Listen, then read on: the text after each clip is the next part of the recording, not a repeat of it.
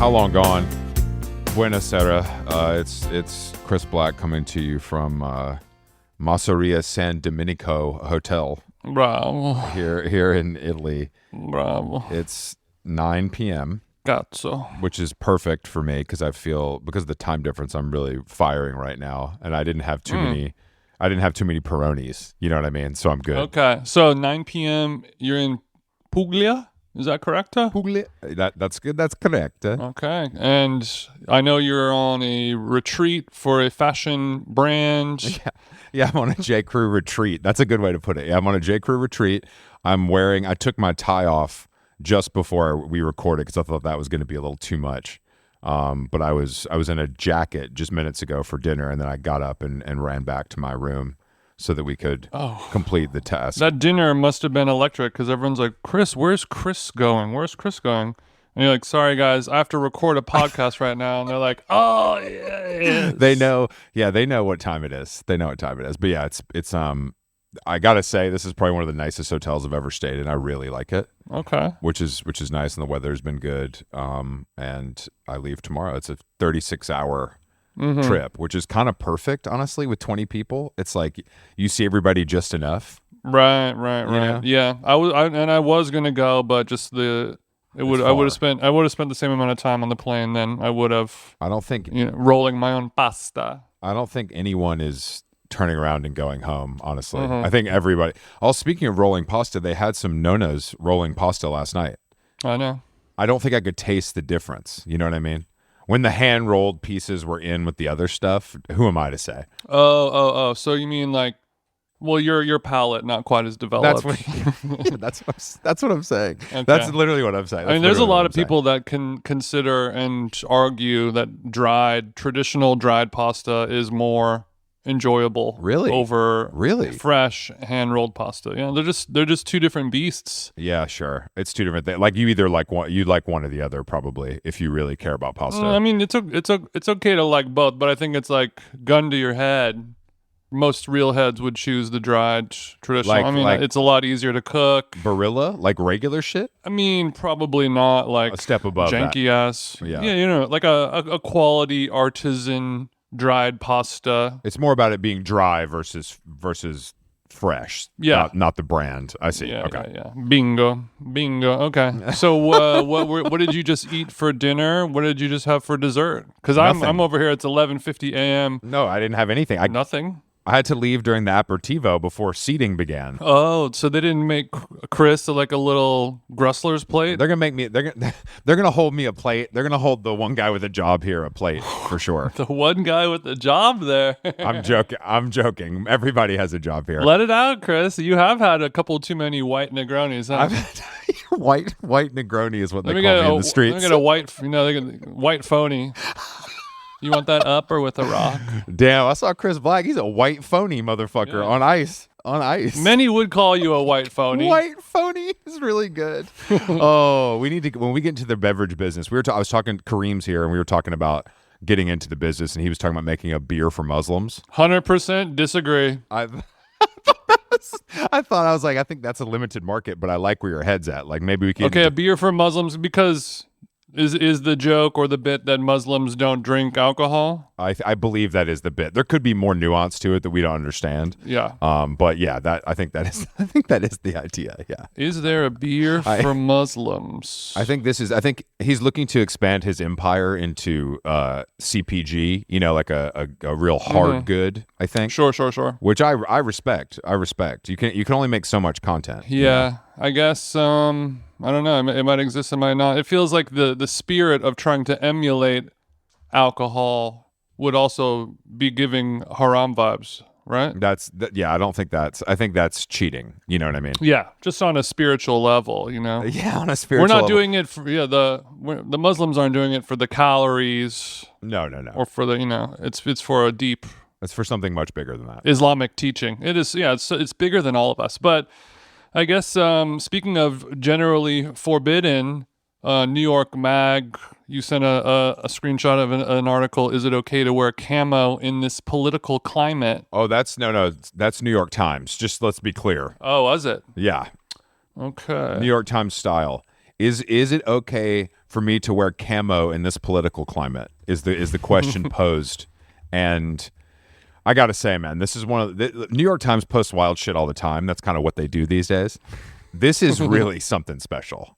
Like the idea that wearing a pattern signifies that you feel a certain way about something feels so insane to me. Well, I guess back in the day, perhaps the only person that would wear camo is somebody who would want it to not be okay to wear it in a political climate. Maybe that's the whole point. And I guess now the problem is this article is written for people who just see camo as a pattern that sometimes clothes come in versus, that's how I see it. More of a deeper statement. I guess if you are asking that question, is it okay for me to wear camo? Then it definitely, you're living a life where the answer doesn't matter either way. Yeah, no, exactly. Yeah, if you're the 34-year-old graphic designer that lives in Bushwick that wrote this question in, I don't know if your friends are really thinking that deeply about how you dress. If you really are legitimately considering if it's okay for you to wear that camo in that climate, you do not have a subscription to the New York Times. Yeah, dude, it's just a really funny, because camo, I actually was talking about this recently, but camo, it goes in and out of favor as far as fashion goes. Of course. You know what I mean? It's always something. Every 5 to 10 years it comes back. I've definitely worn camo in my life. I'm sure you have too. Sure, a little bit. It's a neutral is how I look at it. It's a loud neutral is what I would say. And if you want to get into the nuance of camo, you can go regional, and get snow camo from Switzerland is going to be a different. Like we associate camo with this one particular kind of North American print, but it comes in all flavors, and I would encourage all of you losers to check it out, and find a camo that works for you. Yeah, but I guess you could make it a literal political statement if you were to wear, specific Ukrainian snow fatigues. Totally, yeah. To show your allegiance in a low-key way. This feels like one of those classic examples of people not realizing that no one cares or thinks about anyone but themselves. And no one is, right. when you rock camo to the wine bar, no one's asking you who you voted for based on your pants. That's just not, I don't think that's how the world works. I don't think that's how it is. I don't know people like that. The only time the convo is going to get weird is when people disagree whether or not Gwen Stefani should come back or not. Yeah. Or, it's not. That's as deep as the argument's going to get. Yeah, we're not getting into it. We're not getting into who Bernie endorsed, based on the camo pattern that you chose to wear. But it's an interesting question, and I'm glad that people out there are concerned with the important stuff, Jason. You know what I mean? With everything going on in the world, I think it's best to look inward and then focus only on the most trivial thing you can think of. That's sort of the ethos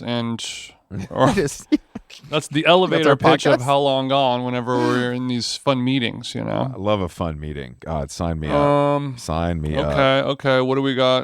Tomorrow I'm going to go see Kate Berlant's live 1-hour show at Largo before, we hit the stage with her at EatsCon.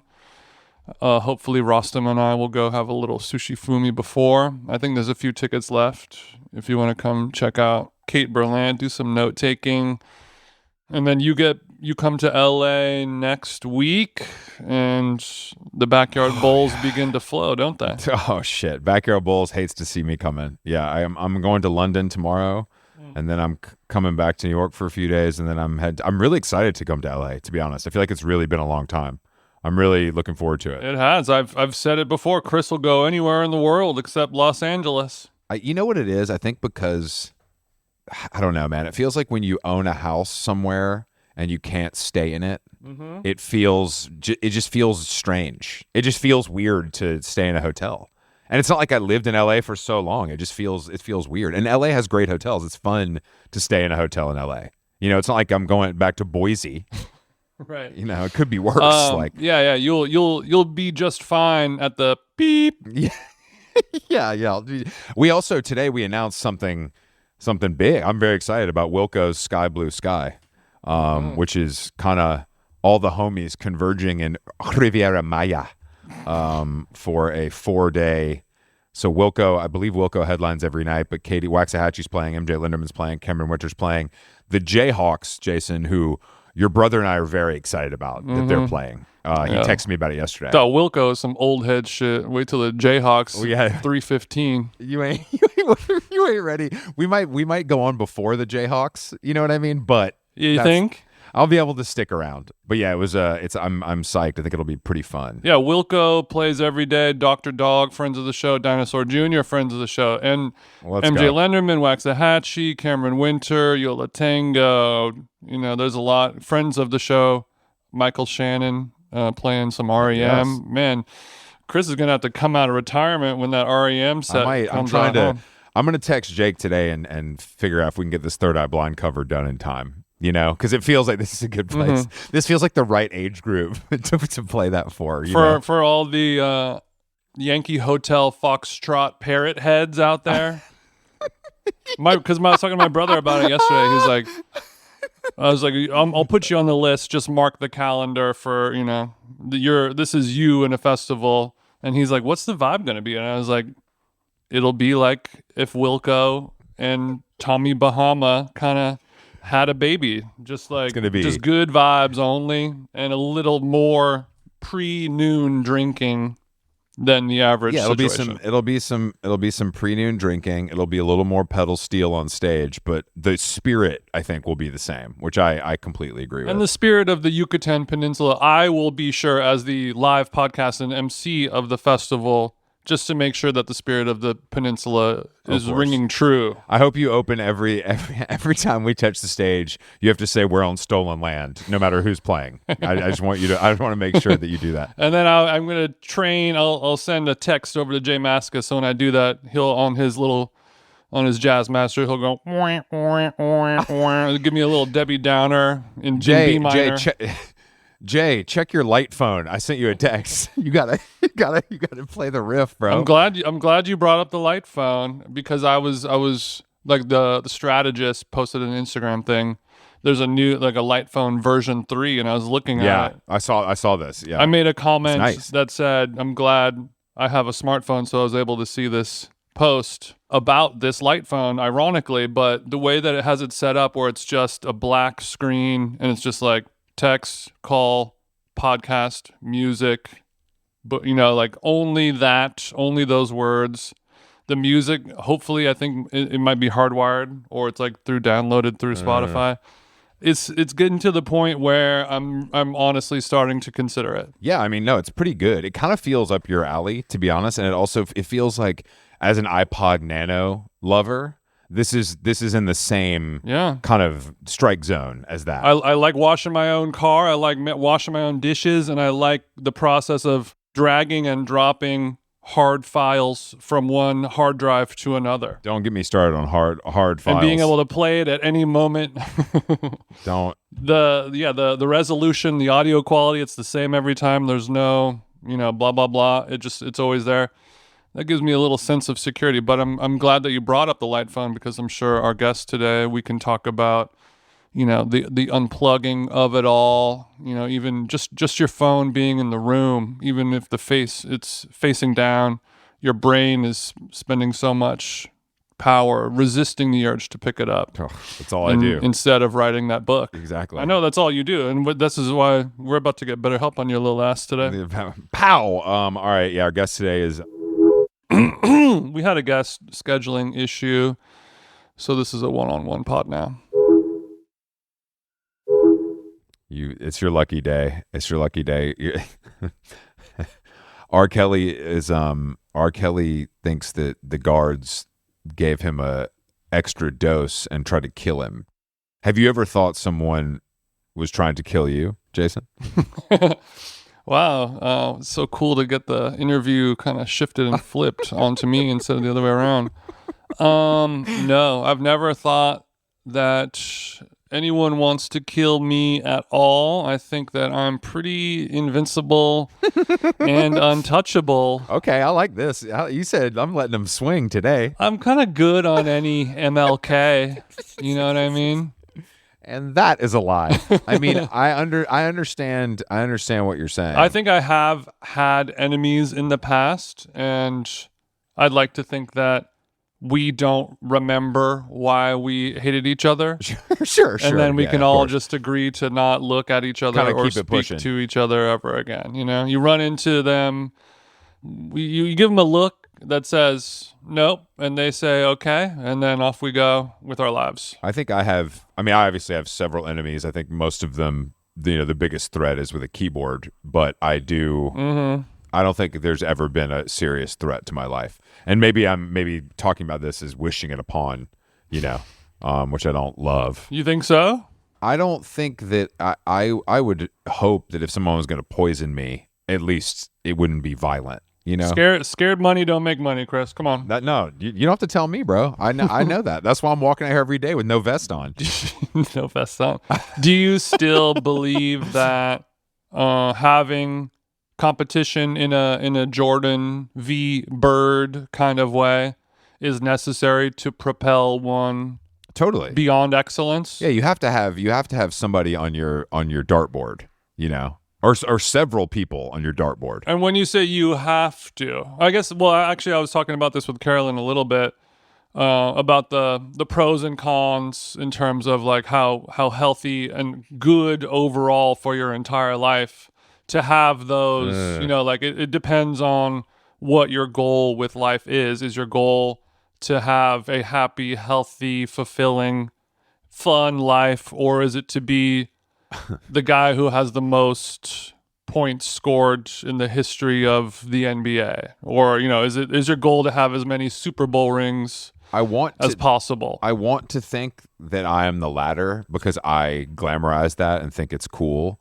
but I'm obviously not successful enough at anything to be on that path. So I've proven that to be wrong. I've proven that I prioritize other things over being the best or being even good, I would say. So I'm going to have to say I'm going to have to go with section 1. I think it is healthy, and it can be a good boost to create like that rivalry and the competition and have somebody to bounce your ball off of in terms of succeeding.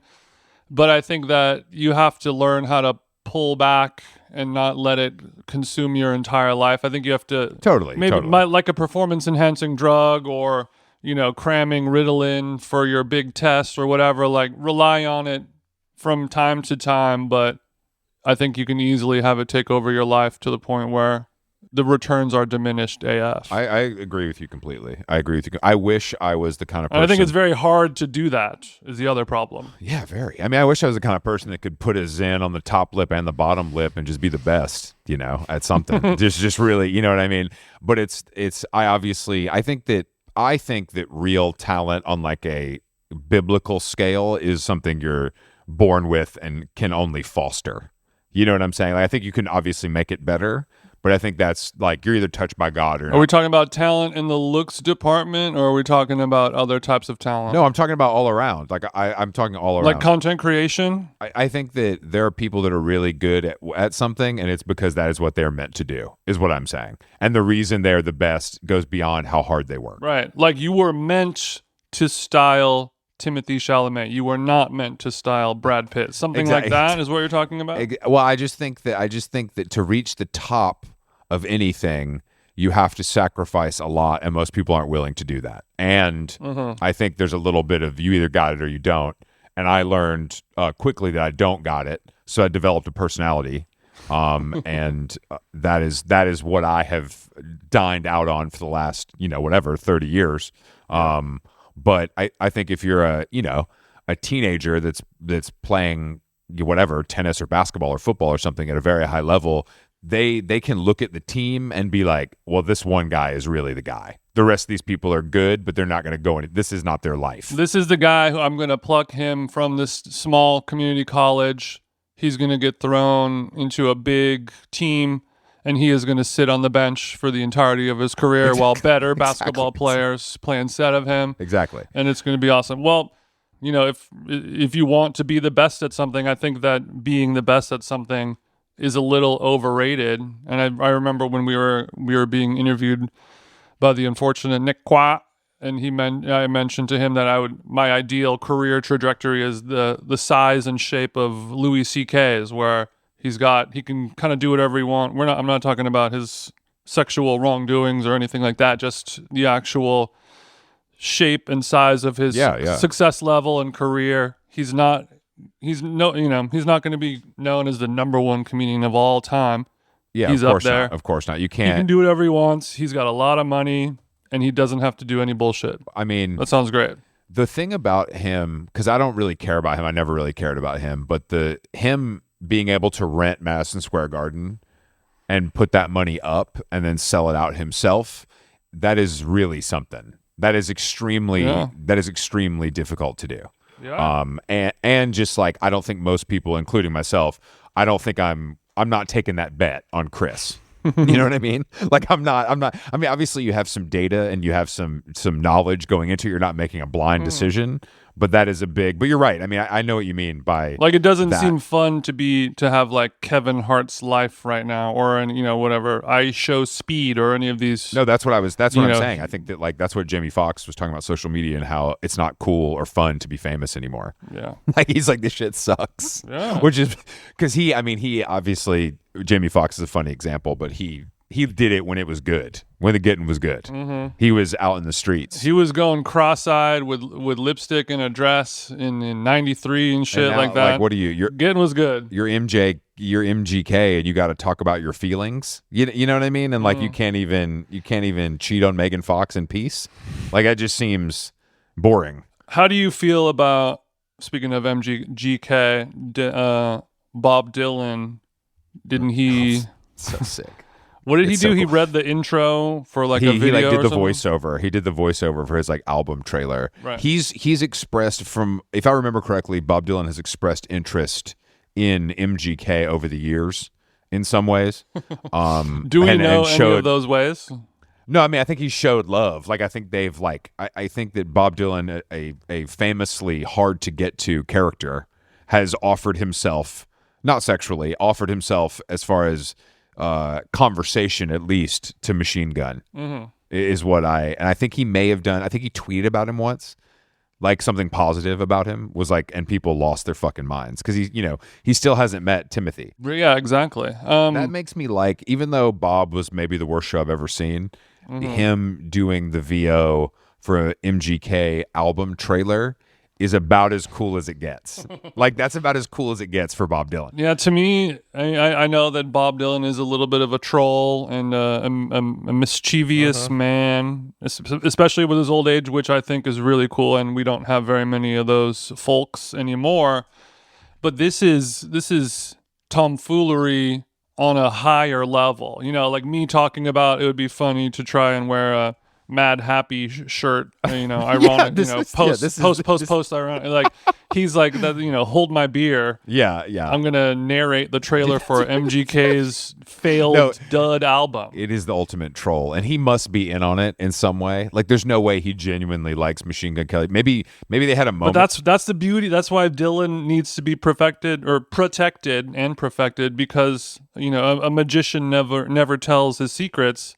And he will die and go to the grave without ever explaining or commenting on why he did this. That's really true. And we're forever going to be scratching our heads. And that's so sick. But that is a good example of something that is fun to do when you're famous that most people don't do, because they either take themselves too seriously or they think it will like negatively affect them because no one will get it.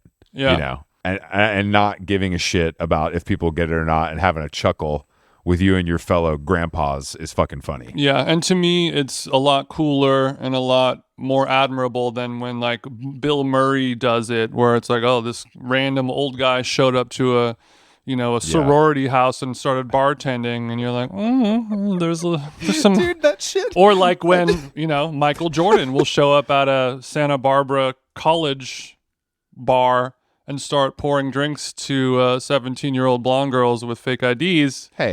You're like, that's not being super random. That's a little, That's not being super random. It's not like, what if I was just like so random and I like went to where a bunch of like teenagers were hanging out and just like just like poured him tequila shots as like a bit.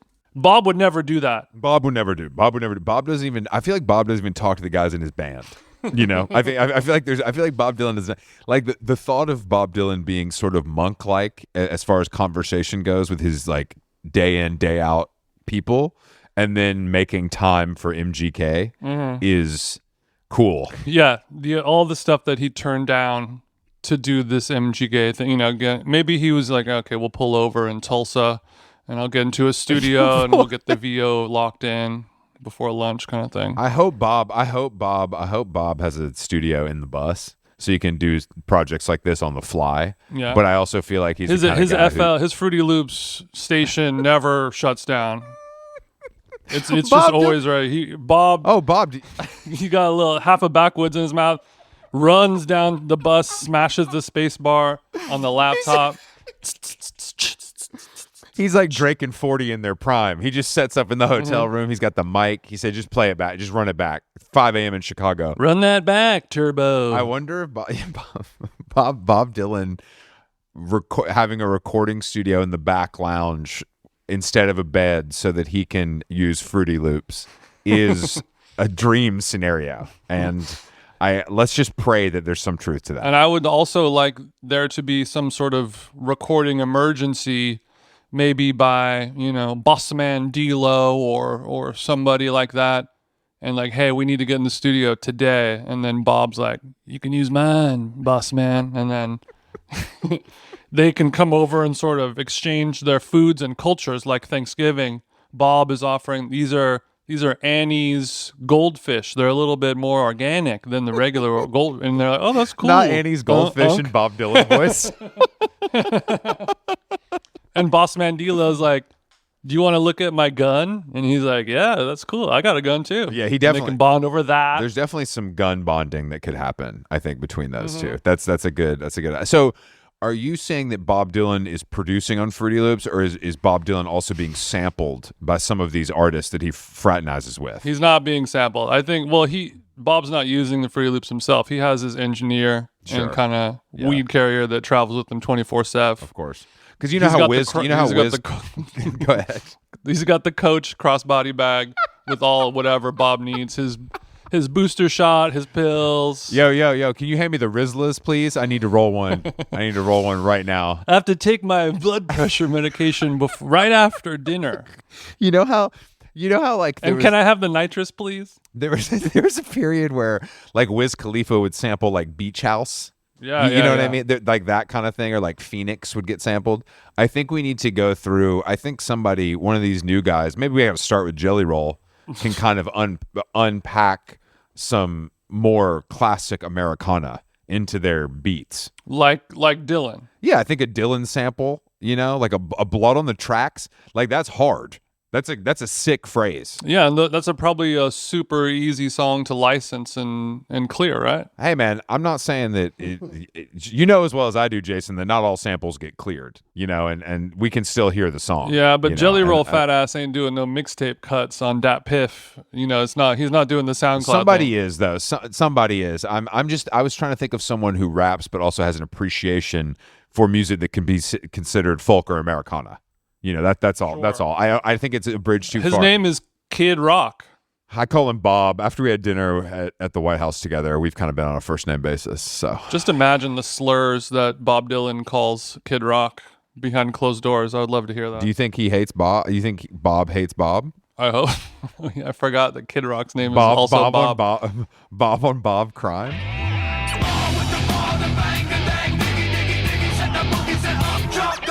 Robert versus Robert. I'm just imagining Bob Dylan just calling him a. I think Bob Dylan says stuff he shouldn't say. I think that also no one would ever cross him because they respect him too much and they're also scared of him. And what a way to be. That's Godfather 2 shit right there. That is Godfather 2. That is extremely Godfather 2 shit. Filmmaker and provocateur Adam Curtis. There was an interview with him. I haven't. Yes. Known provocateur. There's an interview with him recently, and he called like basically two of his favorite things in culture are Banksy and Emily in Paris, which I felt was very How Long Gone. It is. That is, I mean, and he's being serious. Yeah, he's being serious. I think he, with Emily in Paris, he said it has absolutely nothing to do with reality, and it's unashamedly its own thing. Wow. Okay. He's not wrong. And that's a better way of phrasing why I love it. But I think that Banksy is a bridge too far. That is not even, there's no way to spin that. Yeah, and I think you and him are both in the secret world of people who like Emily in Paris, and I think Jason. Not everyone is brave enough to speak out publicly about it. We're becoming a more vocal majority, and I think that's something I'm really proud of. That as season 4 approaches, I feel like I'm not going to say I single-handedly led the charge, but I do think I lent my voice to the cause. You're on Mount M more at the very least.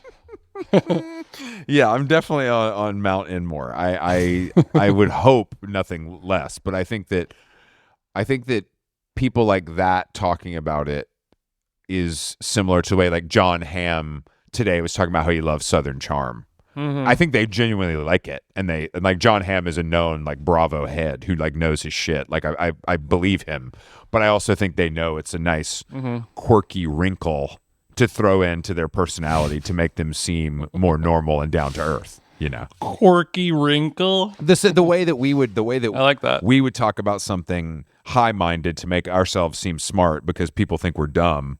It's their version. No, of course.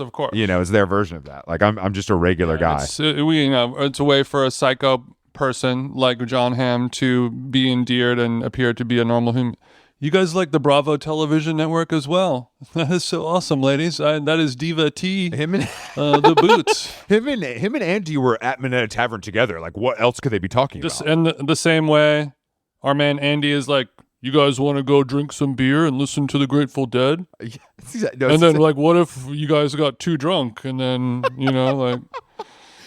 Hey, I'm just gonna leave the shower on. So if you guys want to get in there, like that's cool with me. There's some more beers in there. But I think that the reason why I'm fascinated by it is since I'm so like averse and turned off to Emily in Paris, you so are, and I think when you have that level of like campiness going on, yeah, it really is such a specific frequency that you either got it or you don't. Like, there's so much camp shit that I like that you are like, this is an abomination of horse shit. And then, you're able to enjoy all these campy things in your own way. And my brain, it just sounds like screaming in my mind when that goes on. Yeah, and that's why I'm very fascinated by it. You can't like break somebody into it. Yeah, no, I agree with you. It's like it's a not. Visceral reaction to something. I totally agree with you. I mean, I think that my love for reality TV was birthed because I feel like I was there for the real heyday of VH1 when it was like Flavor of Love and Rock of Love, all those really bad shows, and that was like post Real World Road Rules, but it was like way trashier somehow. And I was just like, I couldn't believe it was real. Like, I think the fascination was like, I know this is real, but I also know these people are fake. And that's right. that's the fun kind of dichotomy that reality TV works with. But I think that it's also become maybe not too popular, but it's become sort of normalized. Like, people behave completely insanely on television shows, and it's just kind of like another day. Mm-hmm. You know what I mean? Like when Puck stuck his finger in his roommate's peanut butter and ate it and put his finger back in the peanut butter, that was a scandal on The Real World. Mm-hmm. That was now it's literally like I put a sledgehammer through your door and gave you chlamydia. There has to be attempted murder charges. Yeah, that's how far it's gone. But that's how society works. Things just get more and more extreme. It's not like we're going to go the other way. But I think that you have more of appreciation for, and I like this stuff too, but I don't care about it as much because I don't have a use for it, but like a certain level of campy music that I think works when you're DJing and it's really good and everybody likes it. And sometimes I know what it is and sometimes I don't, which is something I quite appreciate about your DJ sets. Well, I guess what I was just talking about, and first of all, thank you so much, about the different frequencies of camp. And I think there's different frequencies of cringe.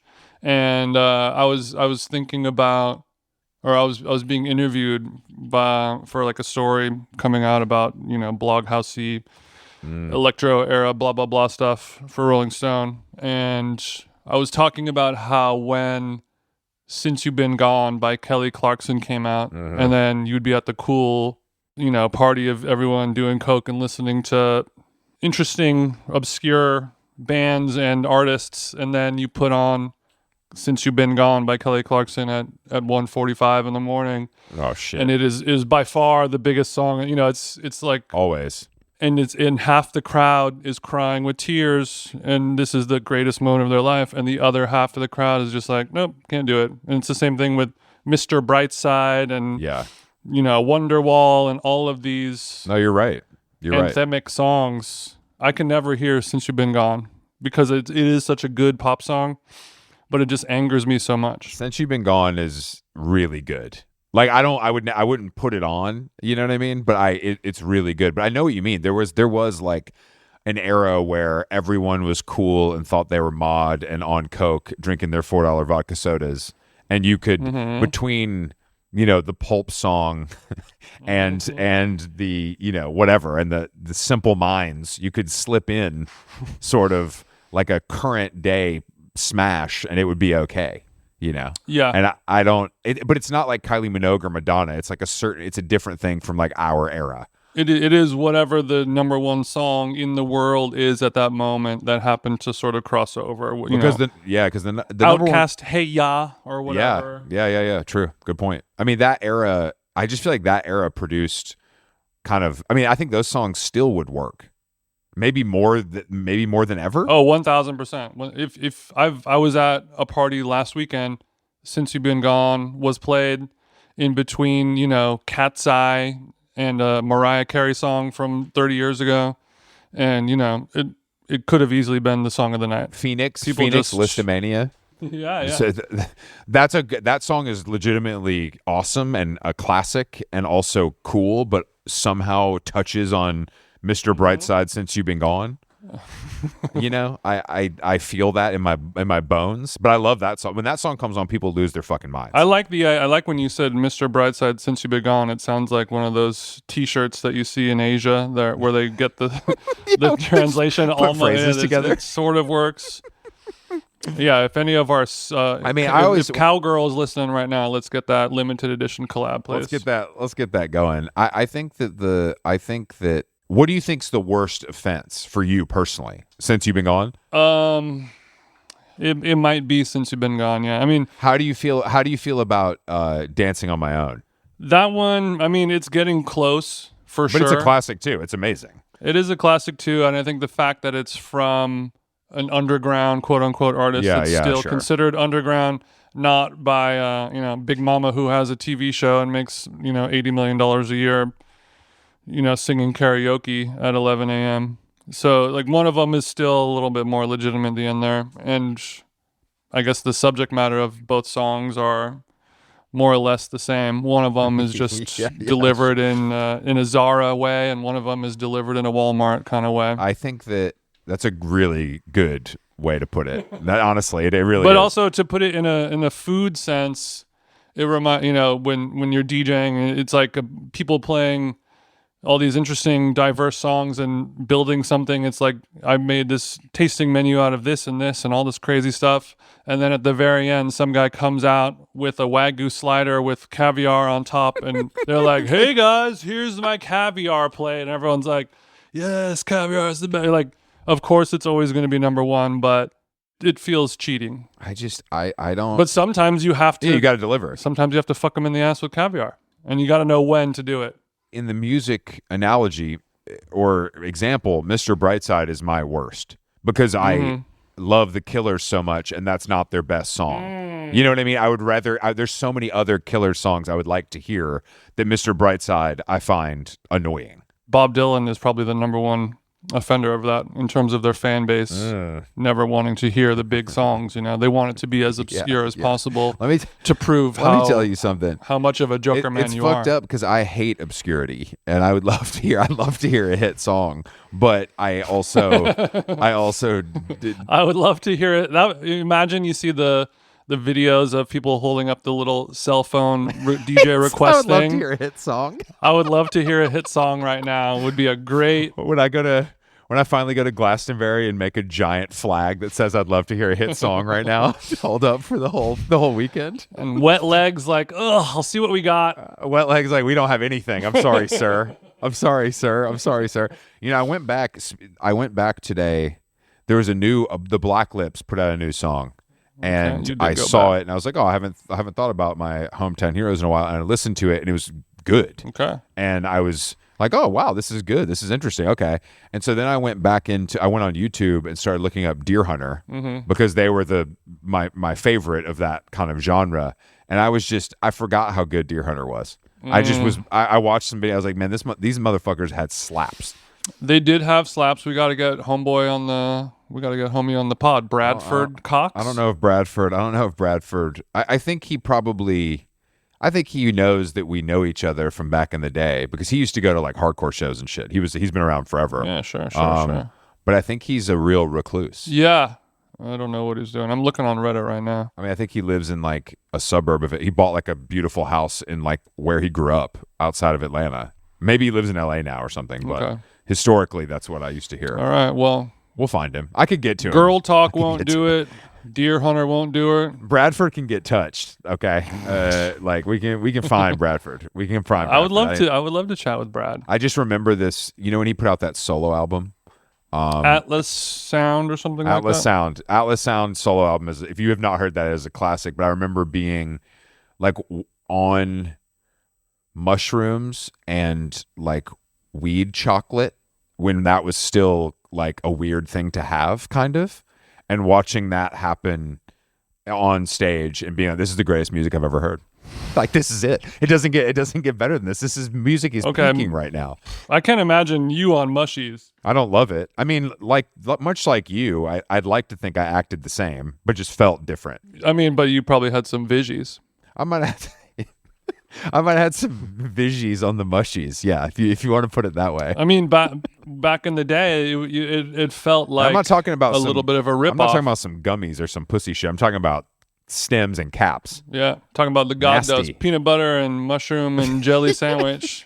We used to make a tea occasionally, which felt like a little too much work. I would rather just palm it and get it over with. Yeah, 3.5 to the dome is the way to do it. But I remember people when you first started taking it, you wanted the psychedelic experience. I see. Oh, I see. You're like looking for the visuals. And if you don't have the visuals, you're like, well, this is a little bit of a ripoff. And then they would say, the caps are where the head high is and the stems are the body high. And you're like, okay, that's cute. Like nursery rhyme kind of logic. But you also believed it. But I think that's the thing is people are not ready for when you take a fat ass dose of mushrooms that it's mostly a difficult mental struggle. Yeah. Yeah. Sometimes when you take a fat ass dose of mushrooms, it can create a mental struggle. I couldn't agree with that statement more if I And the only way to cure what ails you are like menthol cigarettes being smoked one after another. I think a line of coke will set you straight. Yeah?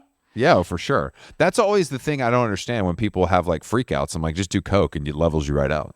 Mm-hmm. With any drug, really, except coke, obviously, if you have a heart attack. I would say with any drug, but not with any brain. And I think, the same way, like, oh, just pop a Ritalin or take an Adderall and you'll calm down. Half the people, start peeling the paint off of their house and the other get half, their work done. Take a nap. Yeah, no, that's true. That's true. Or finally finish that novel. I think with some people, you do a little bump or you do a little line and, like, it's a straightener. I'm good. I'm back. I'm a normal person again. And then other people, they do a line and they're like, what if all my fingernails could get pulled out with a pair of pliers right What now? if I pulled out all of my what if I left here with no fingernails? Think about that for a second. Think about that for one goddamn second. What if I can just open my iPhone and I could take out the part where Elon Musk is spying on me with these tweezers? That's what I'm trying to. That's why, we were talking about the light. Were we talking about the light phone when we weren't recording? No, I think we were recording. Okay. But I also don't know. I do think the development with the light phone is something that people, once you can get music on it and a map, I think that's all people need. Yeah, bro. And I'm getting close. But do you think you would actually do it? Would you do that for like it's time to write mode? I really have to figure something out with my phone use. No, I'm like, all joking aside, I feel like it really is causing me more harm than good as far as like not time even necessarily. I just feel like it's We all know this. I was just with Jeremy Kirkland is here, and he was like, "Oh, let me look at your phone. Let me look at your screen time." And he pulled up my screen time. He's like, "Oh, that's not that bad." And then he went to there's another stat in that zone that's about like how many times you pick up your phone a day. Yeah. It's the pickups. And I didn't know that existed. And I was like at 150, and he was like, "Oh, I'm at 180. I'm worse than you." But I just was like, I don't think it's damaging me. Like, I don't think I'm jealous of people on vacation or of people's cars or houses or whatever social media does to some people. I think that I am just constantly distracted. Or like thinking, if I sit my phone down, I mean, I think a lot of people are suffering from this. If I sit my phone down and try not to look at it, I can't last very long. I just can't. Like if I'm reading a book and my phone is in the same room, upside down, within reach, I'm gonna finish a chapter and check my phone, and it's been 5 minutes, 10 minutes, 15 minutes, 20 minutes. It's not enough time for anything to happen. You know what I mean? But I'm paranoid that I'm going to not respond fast enough, but I just feel like I have to be on it all the time because that's the standard I've set, even though that's not realistic for me or anyone, really.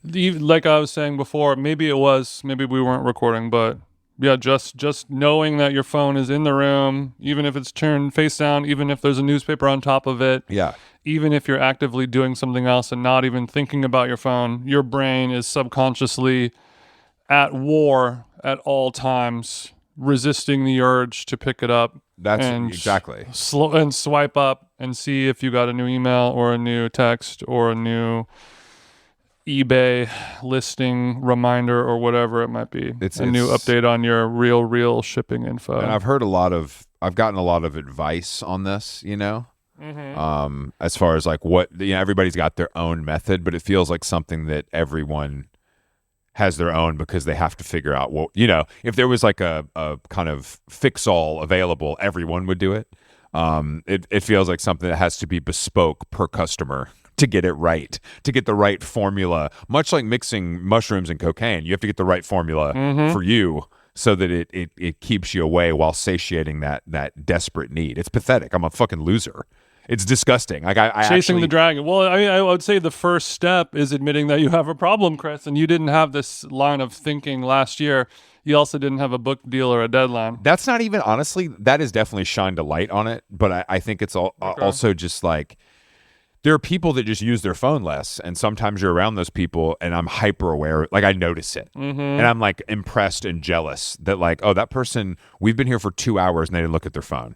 Yeah, and that's pretty powerful in today's climate, I feel like. Yeah, it's like when you see somebody who you go to lunch with them and they're a little kid, and you're like, oh, your little kid's not it's not the devil incarnate. No, exactly. Wow, what did you do? What's going on?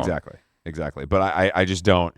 It's starting, I guess also there is a new, not new, but a line of thought that is getting talked about where, the ultimate luxury is being disconnected. It's like the ultimate luxury is time, let's say.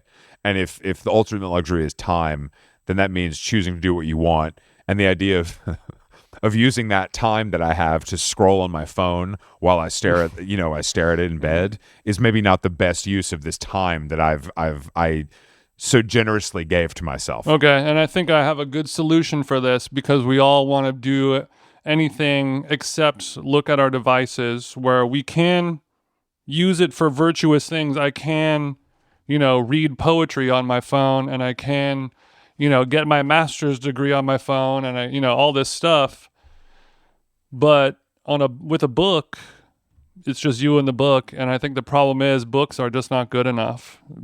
To compete with the phone, most books are not even in the same league, absolutely. Let alone able to contend with our phones. That's absolutely true. I mean, I agree with you. I don't know. I've got to figure it out at some point. And I think that I wasn't in denial for a long time. I just didn't think it mattered.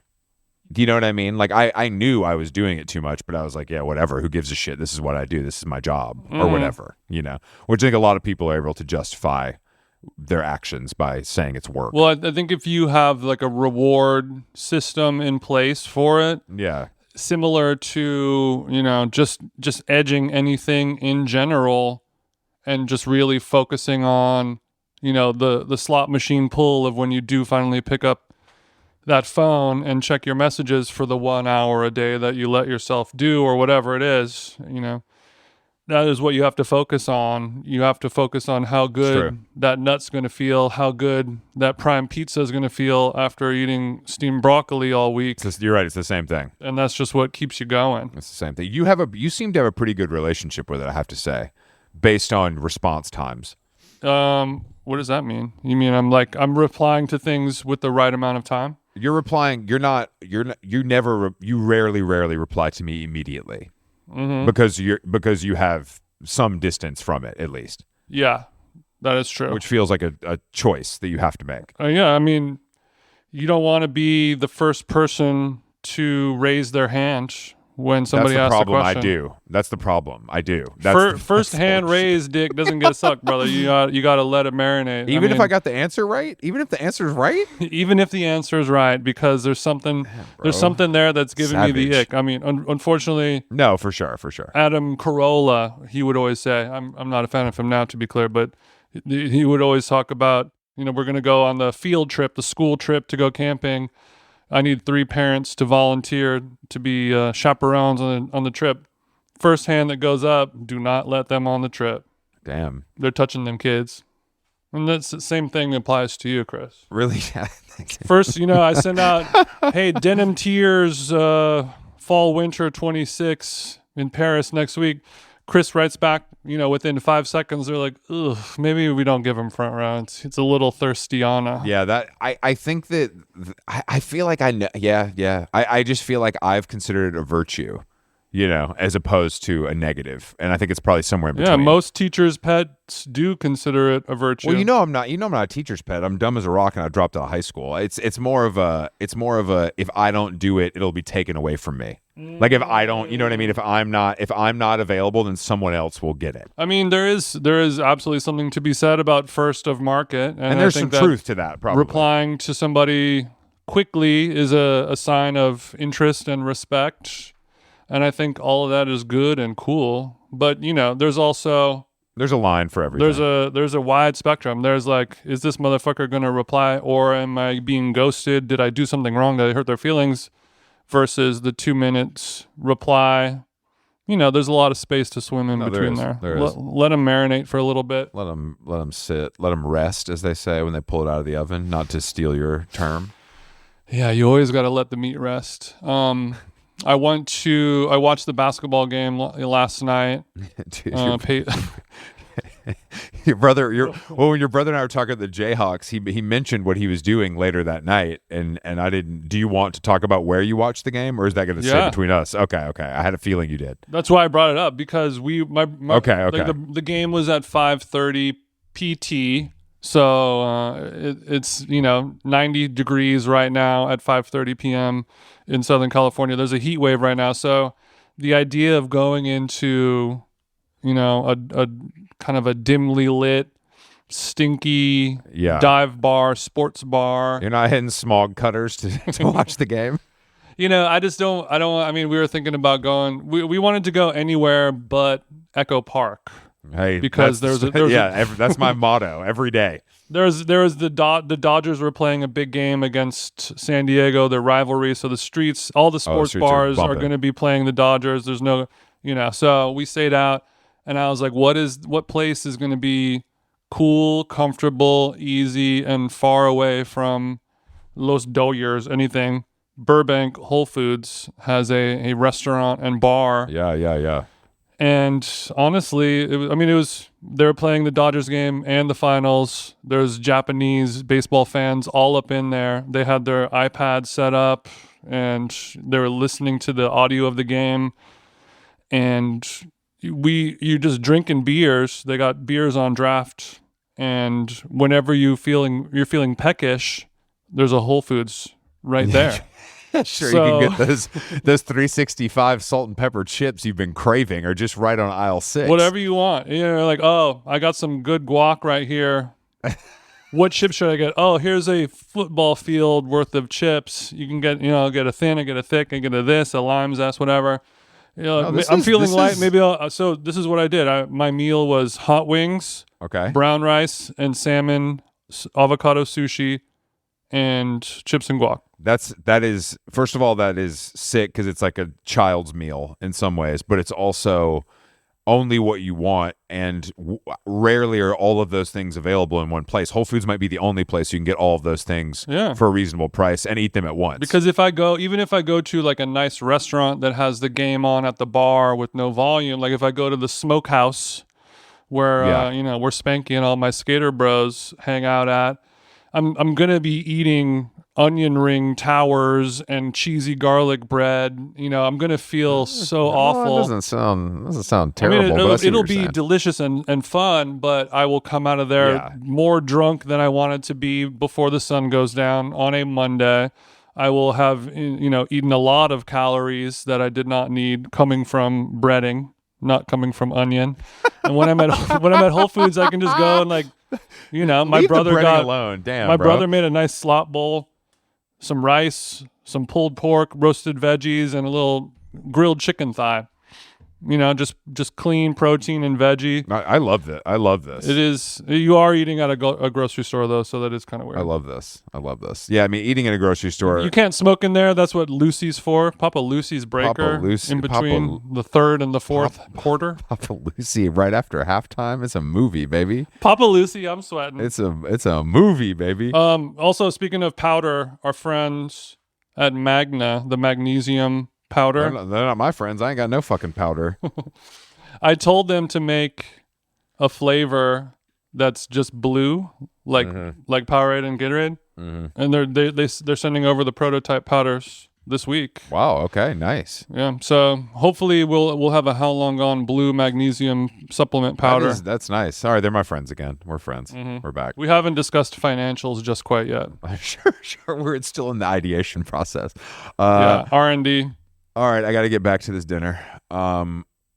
Thank you for podcasting, Jason. I'm going to talk to you later this week. I'm going to talk to you later this week. We have a cool guest on next week or next episode that we are not going to say anything about. Let's be cautious. Let's be cautious here because, summer changes the way people behave overall. Like, things happen, and I don't blame them. Obviously, the pull of the sunshine and the waves, I mean, they're enough to get me. Yeah, the Puglian coast will derail any Dear Media schedule, won't it? Those Puglians they'll fuck everything up.